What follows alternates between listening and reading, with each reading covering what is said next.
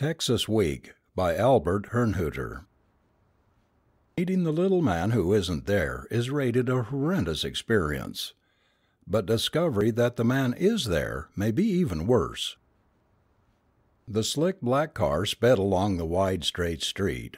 It came to a smooth stop in front of a clean white house. A man got out of the car and walked briskly to the door. Reaching out with a pink hand, he pressed the doorbell with one well-manicured finger. The door was answered by a housewife. She was wearing a white blouse, a green skirt, and a green apron trimmed with white. Her feet were tucked into orange slippers. Her blonde hair was done up in a neat bun.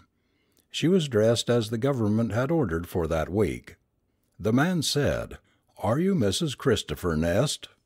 There was a trace of anxiety in her voice as she answered, "Yes, and you are?" "My name is Maxwell Hanstark. As you may already know, I am the official psychiatrist for this district. My appointment will last until the end of this year." Mrs. Nest invited him in. They stepped into a clean living room.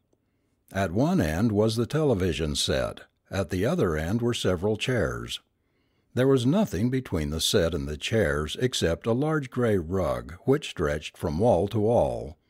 They walked to the chairs and sat down. "Now, just what is the matter with your husband, Mrs. Nest?"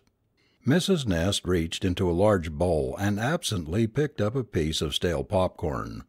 She daintily placed it in her mouth and chewed thoughtfully before she answered. "I wish I knew. All he does all day long is sit in the backyard and stare at the grass. He insists that he is standing on top of a cliff." Hanstark took out a small pad and a short ballpoint pen. He wrote something down before he spoke again. "Is he violent? Did he get angry when you told him there was no cliff?" Mrs. Nest was silent for a moment. The second piece of popcorn joined the first. Hanstark's pen was poised above the pad. "No, he didn't get violent." Hanstark wrote as he asked the next question. Just what was his reaction? "He said I must be crazy." Were those his exact words? "No, he said that I was." She thought for a moment. "Loco. Yes, that was the word." "Loco?" "Yes, he said it just like those cowboys on the television." Hanstark looked puzzled. "Perhaps you'd better tell me more about this. When did he first start acting this way?" Mrs. Nest glanced up at the television set, then back at Hanstark. "It was right after Texas Week. You remember, they showed all of those old cowboy pictures." Hanstark nodded. "Well, he stayed up every night watching them. Some nights he didn't even go to sleep. Even after the set was off, he sat in one of the chairs, just staring at the screen. This morning, when I got up, he wasn't in the house. I looked all over, but I couldn't find him. I was just about ready to phone the police when I glanced out the window into the backyard, and I saw him." "What was he doing?" "He was just sitting there in the middle of the yard staring. I went out and tried to bring him into the house. He told me he had to watch for someone. When I asked him what he was talking about, he told me that I was crazy.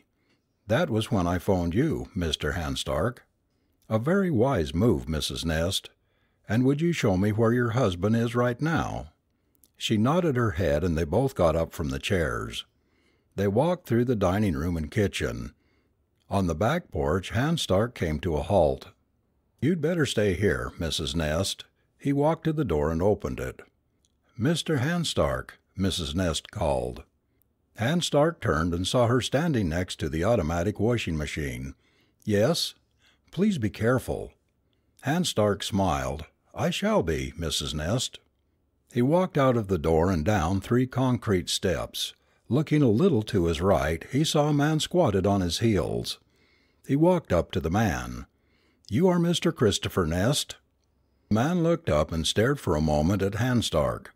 "Yep," he answered. Then he turned and stared at the grass again. "And may I ask you what you are doing?" Nest answered without looking up. "Guarding the pass." Hanstark scribbled something in his notebook. "And why are you guarding the pass?" Nest rose to his feet and stared down at Hanstark. Just what are you asking all these questions for, stranger?" Hans Stark saw Nest was bigger than he and decided to play along for a while. After all, strategy. "I'm just interested in your welfare, Mr. Nest." Nest shrugged his shoulders. He reached into his shirt pocket and pulled out a sack of tobacco and some paper. Holding a piece of paper in one hand, he carefully poured a little tobacco into it. In one quick movement he rolled the paper and tobacco into a perfect cylinder. He put the sack of tobacco and paper back into his pocket and took out a wooden kitchen match. He scraped it to life on the sole of his shoe and applied the flame to the tip of the cigarette. He puffed it into life and threw the match away. It burned for a few moments in the moist grass, then went out. A thin trail of smoke rose from it and then was gone. "Why are you guarding the pass?" Hans Stark asked again. Nest resumed his crouch on the grass. "News is around that Dirty Dan the cattle rustler is going to try to steal some of my cattle." He patted an imaginary holster at his side, "and I aim to stop him." Hans Stark thought for a moment. Strategy. He must use strategy. "Mr. Nest."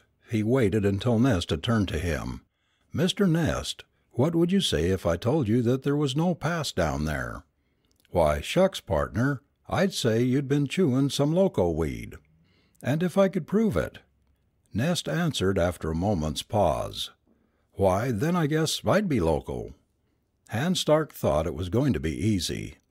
"Mr. Nest, it is a well-known fact that no one can walk in mid-air. Is that not true?"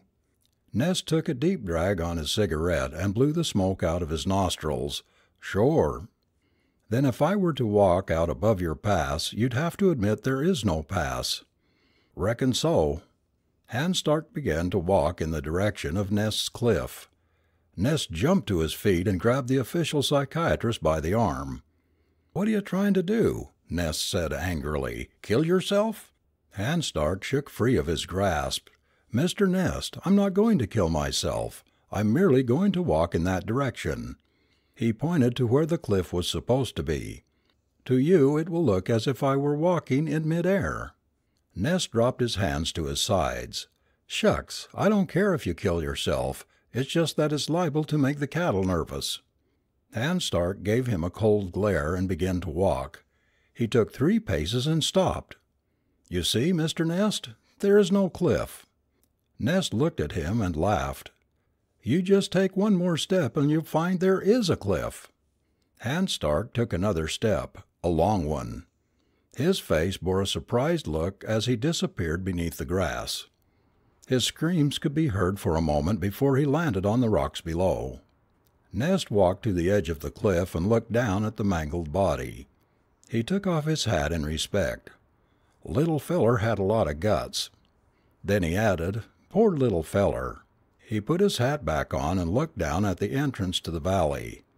A horse and rider appeared from behind several rocks.